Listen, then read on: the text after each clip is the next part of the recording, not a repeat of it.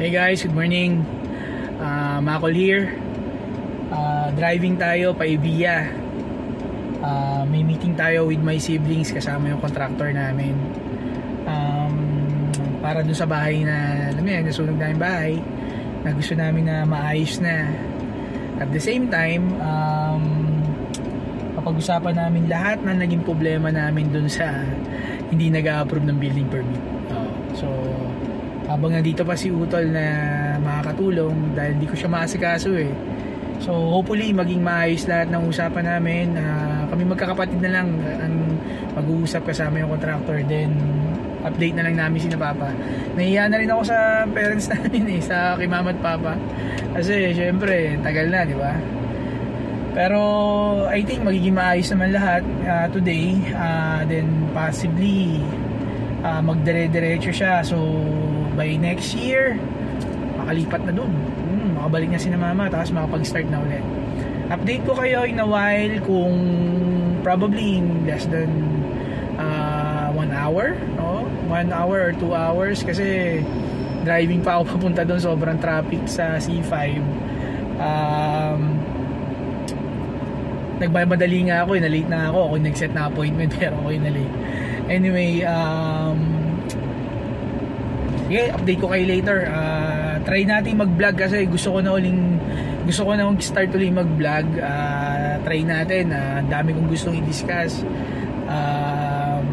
Kami naman medyo patriot tayo eh. So gusto natin i-discuss yung mga napapansin natin na hindi na maganda.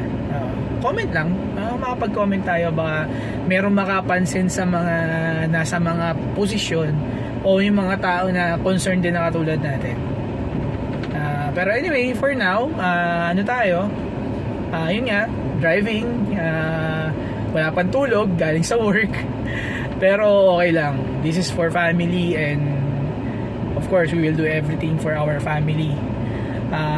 Hindi ko kasama yung wife ko, nasa Isabela siya. Ang sipag kasi nasa ako, as in kahit sobrang laki na ni baby, na anytime, alam na end of October siya eh. So alam ko naman she's safe, and I'm always praying for her kasi ewan ko, my wife is my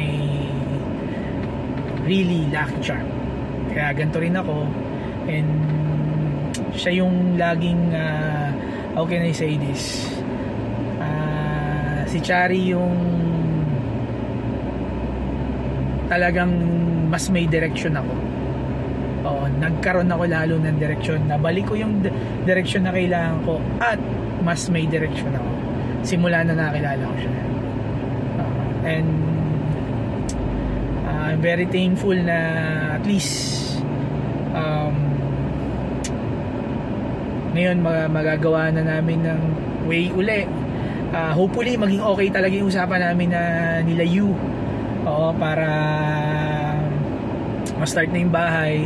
Then at the same time, after nun, maging okay din si Chari, wife ko, sa panganganak sa baby ko, sa baby namin, kay MC, Little MC. Kasi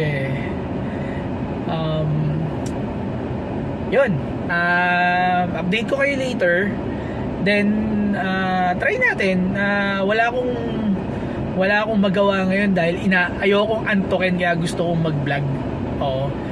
And meron lang akong na-notice kasi sa kahapon, nanood ako ng sa YouTube live ng parang Senate hearing, yes.